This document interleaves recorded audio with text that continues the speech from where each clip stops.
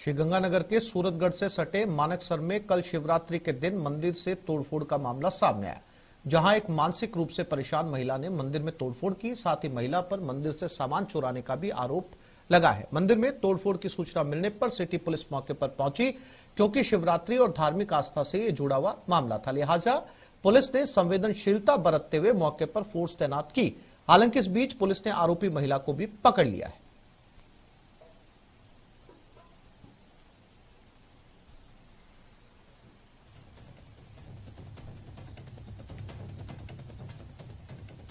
ये खबर चूरू से है। लाखों की ठगी करने वाला शातिर ठग गिरफ्तार। बकाया बिल का झांसा देकर ठगी की थी। चूरू पुलिस ने यूपी से इसे गिरफ्तार किया। हॉस्पिटल के संचालक से इसने ठगी की थी।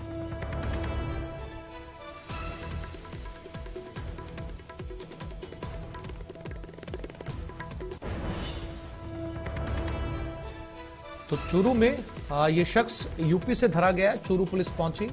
एक होटल के साथ इसने बकाया बिल को लेकर ठगी की थी और होटल संचालक ने एफआईआर दर्ज करवाई। उसके बाद पुलिस इसकी तलाश कर रही थी और जब जानकारी मिली कि ये शख्स यूपी में है तो चूरू पुलिस इसे यूपी से गिरफ्तार करके चूरू लेकर आई।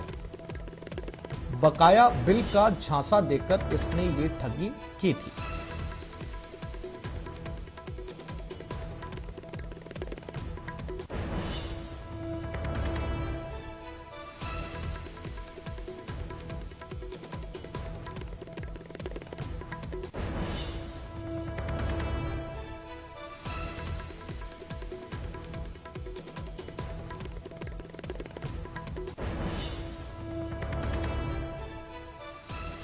और मनोज शर्मा चूरू से हमारे साथ जुड़ गए हैं। मनोज, सबसे पहले तो ये समझना चाहेंगे आपसे कि पूरा मामला क्या था, किस तरीके की बिल में ठगी की गई थी, कौन ये आरोपी है?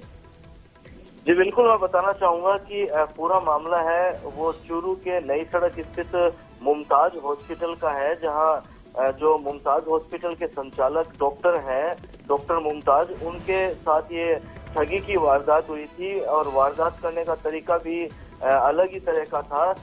जो भामाशाह के अंदर ये अस्पताल है वो रजिस्टर्ड है, भामाशाह स्कीम से जुड़ा हुआ है और राज्य सरकार की जो भामाशाह स्वास्थ्य बीमा योजना है उसके अंतर्गत ये रजिस्टर्ड होने के कारण 49 लाख रुपए का जो बिल है वो बकाया चल रहा था। इस बकाया बिल को लेकर और जो डॉक्टर मुमताज है वो स्वास्थ्य भवन जयपुर गए थे और स्वास्थ्य भवन जयपुर में उन्हें एक सुमित नाम का व्यक्ति मिला था, जिसने उनको ये झांसा दिया कि जो उनका 49 लाख रुपए का बिल है उस बिल का वो भुगतान करवा देंगे।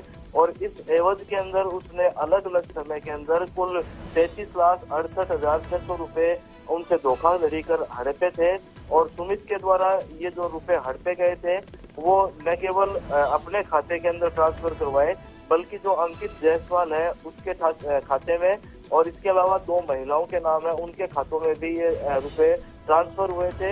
इस वजह से पुलिस के द्वारा ये मुकदमा 3 अक्टूबर 2022 को दर्ज किया गया था, जिसके बाद पुलिस के द्वारा कार्रवाई करते हुए जो लखनऊ का रकाबगंज है वहां से जो सह आरोपी अंकित जायसवाल है उसको गिरफ्तार किया गया है, जिसे अब कोर्ट में भी पेश किया जाएगा। जी, जानकारी के लिए मनोज आपका धन्यवाद।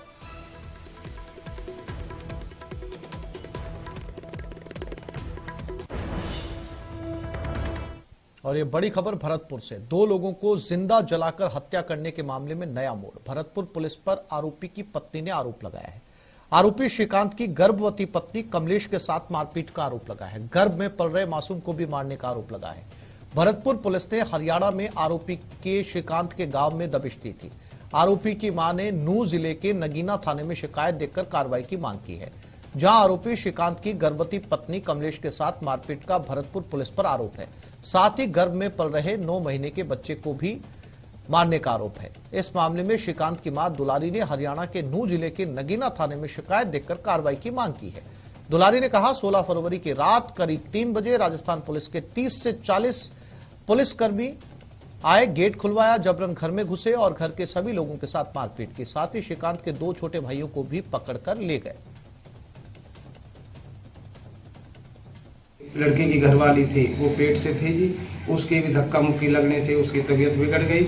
और जब हम उसे नल्लर हॉस्पिटल लेके पहुंचे, क्योंकि हम तो उनके उस चक्कर में लगे हुए थे, समय ही नहीं था, यहाँ कोई था नहीं। और जब लहर जैसे तैसे उसे और लोग ले भी गए तो वहाँ जाकर के उसने मृत बच्चे को जन्म दिया। हमारे घर पर जी 30-40 लोग आए थे और फिर उन्होंने कुछ सिविल वर्दी में थे, कुछ ड्रेस में थे और उस पर राजस्थान पुलिस का लिखा हुआ था और उन्होंने आकर हमारे पूरे परिवार पर हमला कर दिया और मार पिटाई भी की है, जिससे हमारी दीदी के पेट में लग गई। उनका नाम कमलेश है और उनके पेट में बच्चा था, जिसकी वजह से उनमें हाथापाई होने से उनको दिक्कत बन गई। फिर उन्हें सुबह बच्चे की मौत हो गई, ऑपरेशन दौरान उन्हें लेके गए। और दीपक हमारे साथ भरतपुर से जुड़ गए हैं। दीपक, क्या था ये पूरा मामला? राजस्थान पुलिस गई थी हरियाणा के अंदर, क्या इसमें कुछ गिरफ्तारियां भी हुई और किस तरीके के आरोप राजस्थान पुलिस के ऊपर लगे हैं?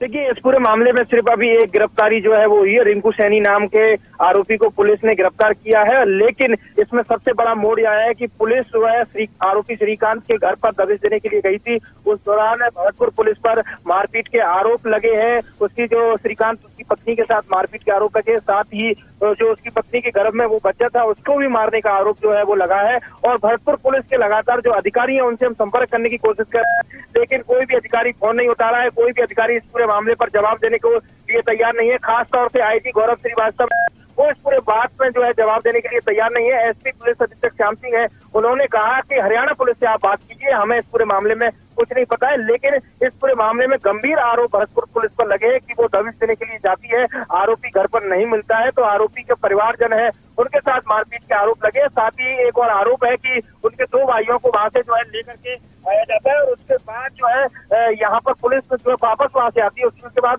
श्रीकांत और उसकी पत्नी कमलेश को अस्पताल में भर्ती कराया जाता है, जिसकी हालत अभी भी गंभीर बताई जा रही है और जो बच्चा गर्भ में था उसकी मौत हो चुकी है। ये जो गंभीर आरोप है पुलिस पर लगी है, लेकिन यहाँ की पुलिस का कहना है कि हमें इस पूरे मामले में कोई जानकारी नहीं है, हम पर ये झूठे आरोप हैं और आपको इसमें ज्यादा बात करनी है तो आप हरियाणा पुलिस से संपर्क करिए। ये इस तरह का यहाँ के अधिकारियों का कहना है। यानी कि जिस तरह से भरतपुर पुलिस की किरकिरी हुई है, ये पुलिस का रवैया जिस तरह से देखने को मिला, उसमें जिम्मेदार अधिकारी इस पूरी बात से नकार रहे हैं और कोई भी संतुष्ट पूर्वक जवाब देने के लिए तैयार नहीं हो रहे हैं। जी दीपक, जानकारी के लिए आपका धन्यवाद।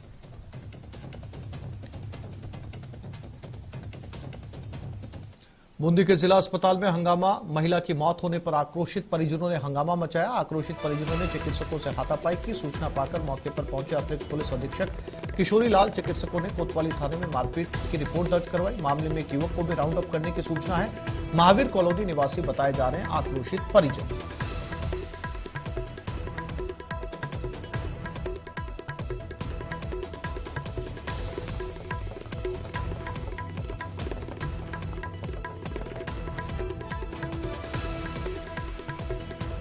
बूंदी के जिला अस्पताल में हंगामा हुआ है। आमतौर पर अब अस्पताल से ये हंगामे की खबरें आम सामने आने लगी है। महिला की मौत होने पर आक्रोशित परिजनों ने यहां पर हंगामा मचाया, डॉक्टर्स के साथ हाथापाई की है और इन डॉक्टर्स ने कोतवाली थाने में मारपीट की रिपोर्ट दर्ज करवा दी है।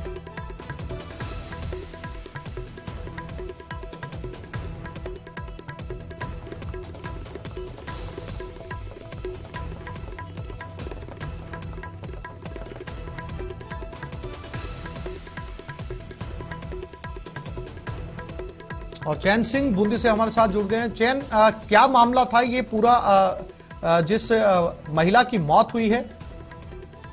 जैसा कि ये महावीर कॉलोनी निवासी महिला थी जो बीमार होने पर उसके परिजन जो उपचार को लेके आए थे, इस दौरान उपचार के दौरान उसकी मौत हो गई। तो आक्रोशित परिजनों ने चिकित्सा कर्मियों पर लापरवाही का आरोप लगाते हुए हंगामा मचा दिया।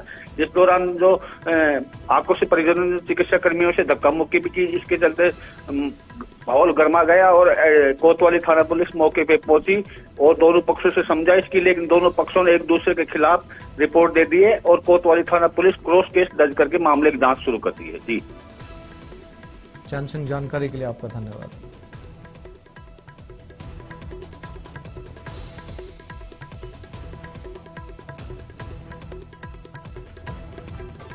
एक छोटे से ब्रेक के लिए रुक रहे हैं।